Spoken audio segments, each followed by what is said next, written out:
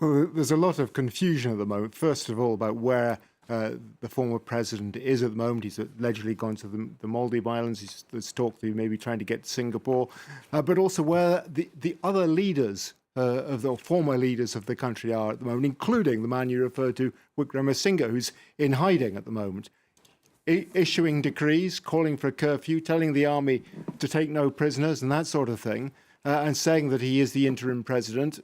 And constitutionally, that is the case. There was nothing illegal about the decision by the outgoing president, Rajapaksa, to appoint him as interim president because he was the former prime minister. But also where the others are. Where there's the older Rajapaksa brother. Is he in Sri Lanka still or not? Where's the younger one, who was the finance minister, Basil? Is he still in Sri Lanka? Nobody knows. And in the meantime, there's a vacuum of power. The people are on the streets. We saw them today in the last 24 hours going into the Prime Minister's compound in Colombo. At the weekend, the Prime Minister's house was burnt down. The presidential compound was stormed by the crowd. The situation is very confusing at the moment, and there's a dispute about what procedures should take place to get to the next stage, which is to appoint a new president.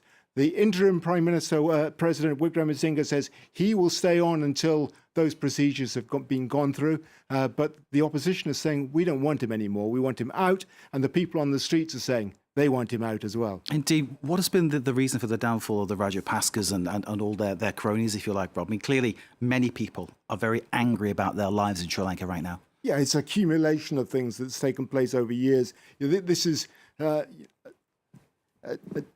family that has ruled for 2 decades almost now.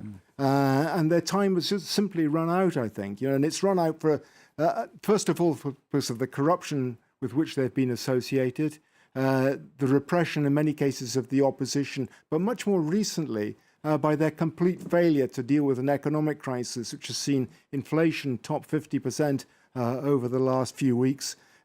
Petrol prices soaring, shortages of basic foods, shortages of basic medicines, unemployment.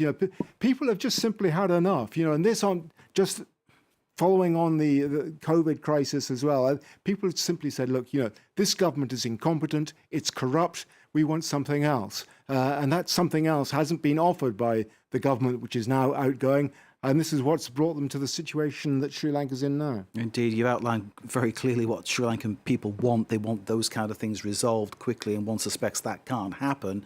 What you see is the next stage post Rajapaksa in Sri Lanka. What shape will the next administration take? What kind of things might they try to implement? To be honest, I think a little difficult to say at this stage, but it does something.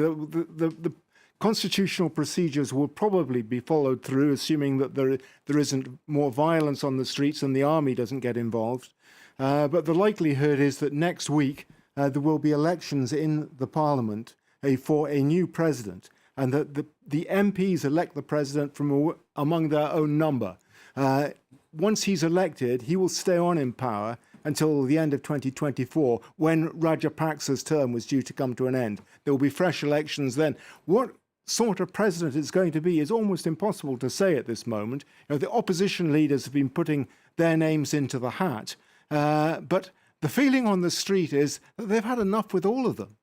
There are many people on the street. There are 225 MPs. They're the ones who are going to choose the next president. Many people on the street are saying, we don't want them either. We want the whole lot to go.